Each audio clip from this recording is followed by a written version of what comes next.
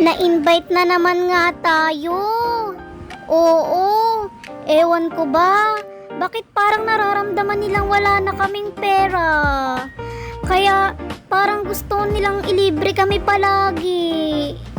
Siguro alam nilang wala na kaming makain. Andito nga kami ngayon sa Maynila. Na-invite nga kami ng kapatid ko kasi birthday ng bunso niya. Bale, ito na nga. Dahil pulubi nga kami, nagpa-grab na lang siya. Syempre, sagot niya pa rin yun. Dahil wala nga kaming pera, di ba? Syempre, joke lang yun. May pera naman kami. Kaso, hindi nga lang kasing dami ng pera nyo. Kaya ito, nambuburaot na naman kami dito. Buti na lang, nagyaya siya. Kasi iniisip na namin kung gagayahin ba nga namin yung mga badyaw sa kalsada. Kaso hindi naman kami mga bad, mga good kami. So ano itatawag sa amin? Goodjaw? Aray mo. Bale, ito na nga. Napadaan nga kami dito sa National Museum. Tsaka sa Rizal Park. Ngayon na nga lang ulit kami nakaluwas ng Maynila. Para nga kaming mga ignorante dito na lingon sa kalsada. Kasi naman, naninibago kami. Sa Cavite kasi, puro puno makikita mo. Dito kasi, puro nagtataas ang mga view. Medyo naghintay na nga lang kami ng konti. Kasi malapit na kaming makarating. Sana hindi kami mapagkamalang mga akyat bahay sa kondo. Kasi yung suot namin, parang hinila lang namin to sa sinampay. Aray mo. At ngayon nga, nakarating na kami. Andito na nga kami ngayon sa may elevator. Ang tagal nga nang hinintay namin sa baba kasi hindi ko pa makontak yung kapatid ko. Kinakabahan na nga kami kasi wala naman kaming pambayad. Buti na lang, lumabas na siya agad. Kung hindi, iiwanan ko yung isa kong kasama dito, pambayad sa driver. Siyempre, charot lang yun. Sasabihin ko na lang siguro kay Mano, utang na po muna. Tapos, hihingiin ko na lang siguro yung cellphone number niya. Para sa susunod, sesenda na lang siya ng Gcash. Nakarating na nga kami dito sa taas. Kahit pala 12th floor lang, nakakalula pa rin. Natuwa nga yung mga bata nung nakita nila kami. Sa totoo lang, nakakamiss tong mga bata na to. Kasi dati kapitbahay lang namin sila. Tapos lagi nila akong tinatawag. Kasi halos magkatabi lang yung mga bintana namin. Ngayon, ang layo-layo na nila sa amin. Nasa Manila na sila ngayon, kami nasa Cavite. Kaya namiss ko yung pagtawag nila sa akin palagi. At nag-bonding moment na nga yung magpipinsan. Nagpapaligsahan nga sila at nagpapainggitan sa mga games nila. Hindi nga ako makarelate kasi syempre, kahit naman isip bata ko, hindi naman ako naglalaro ng mga nilalaro nila. Hinihintay na nga lang namin sila matapos mag-ayos, magbihis. Kasi pupunta kami sa Chinese restaurant. Nagpa-reserve kasi dun yung kapatid ko. Habang hinihintay nga namin sila, tumingin muna kami dito sa may balcony. Grabe, nanginginig yung paa ko rito habang binibidyohan ko yung mataas dito. Feeling ko, mahuhulog ako kasi nalulula ako. Kaya nga umalis na ako agad dito at pumasok na lang sa loob. Kasi parang hinihigop ako.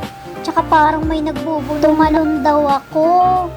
Nakakatakot naman. Wala naman ang bumubulong sa akin. Maaakit niya ako. Hindi niya alam. Demonyo rin pala tong nagbibidyo. Eto na nga, pumasok nga ako sa mga kwarto nila dito.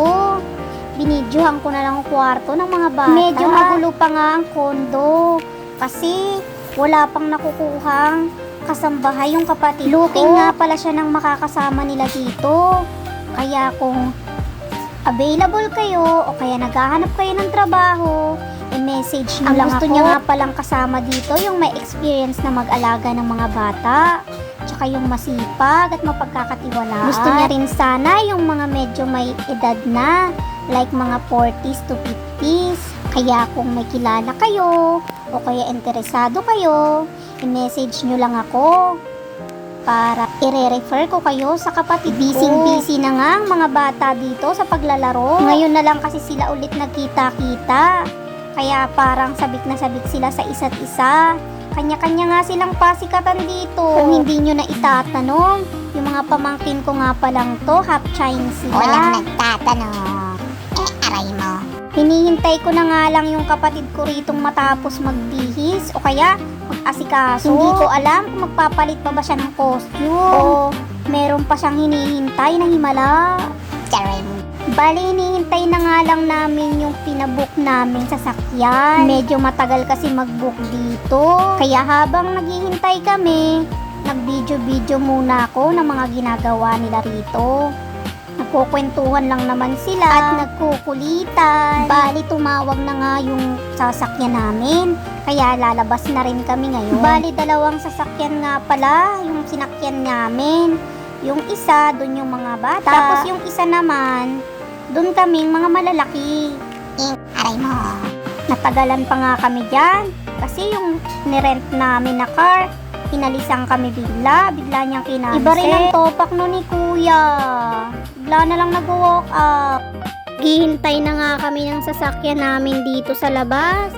Buti na lang dumating agad yung kasunod. Kaso kapag kinansel pala, magbabayad ka pa rin. Pag kami pala ang nag-cancel nun, i-add lang yun sa new namin. Hindi kami na-inform. Pero andito na nga kami sa Fulin Chinese restaurant. Ang babait nga ng mga staff dito.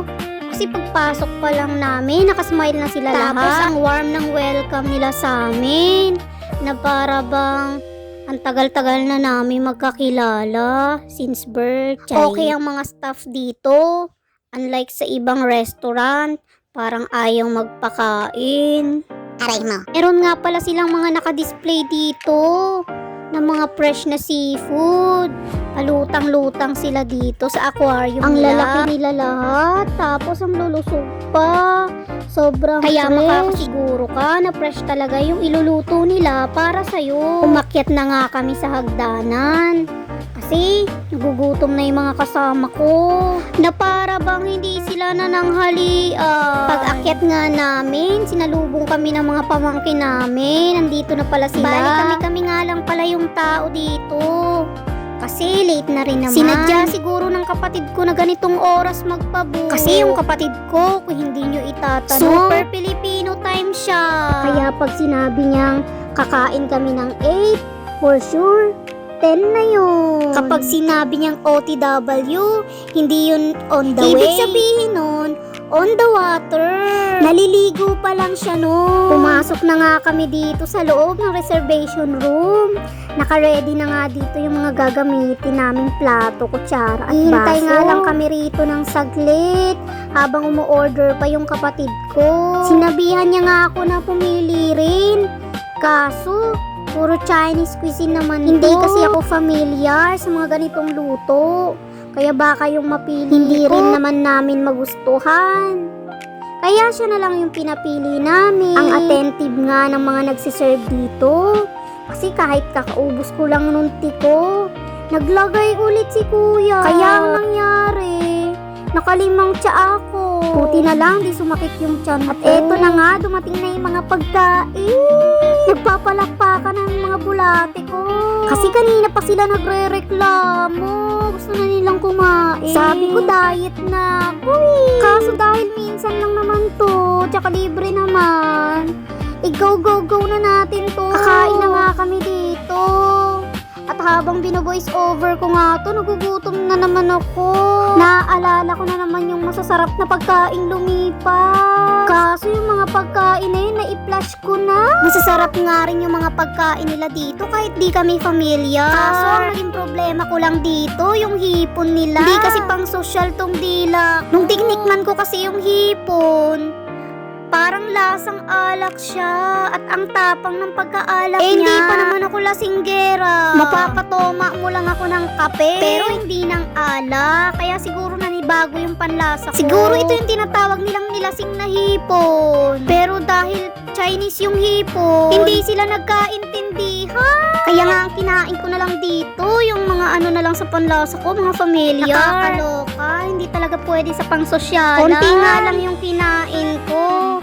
Dahil hindi nga familiar ang dila ako sa mga ganitong social na pagkain. Kaya nagpa-social na rin ako ng kain. Tapos ko na nga yung pagkain ko kasi mag-happy birthday pa kami mamaya. Kantahan nga ng happy birthday yung pamangkin ko. Nakakatuwa naman sila dito.